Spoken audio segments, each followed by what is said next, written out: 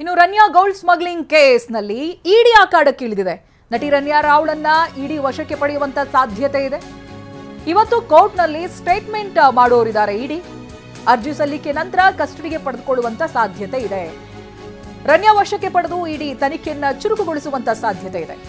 ಹವಾಲಾ, ಅಕ್ರಮ ಹಣದ ವರ್ಗಾವಣೆ, ಚಿನ್ನದ ಮೂಲ ಇವೆಲ್ಲವನ್ನ ಕೂಡ ಕೆದಕುತ್ತೆ ಇಡಿ.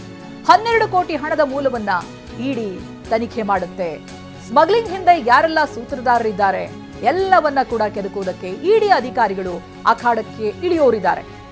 ಇಡಿ ದಾಳಿ ಬೆನ್ನಲ್ಲೇ ಆರೋಪಿಗಳು ಕೂಡ ಭಯಗೊಂಡಿದ್ದಾರೆ.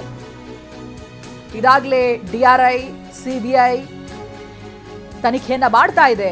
ಈ ನಡುವೆ 2 ಕೋಟಿ ರೂಪಾಯಿ ಹಾರ್ಡ್ ಕ್ಯಾಶ್ ಸಿಕ್ಕಿದೆ. ಯಾರು? ರನ್ಯಾ ರಾವ್ ಅವರ ಮನೆಯಲ್ಲಿ.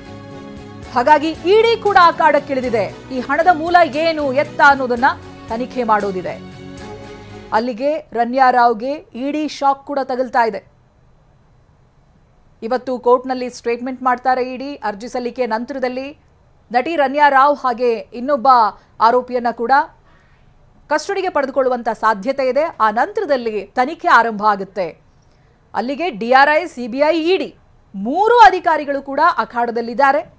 ಹವಾಲಾ ಹಣ, ಅಕ್ರಮ ಚಿನ್ನದ ವರ್ಗಾವಣೆ, ಚಿನ್ನದ ಮೂಲ ಇವೆಲ್ಲವನ್ನ ಕೂಡ ಕೆದಕ್ತಾರೆ.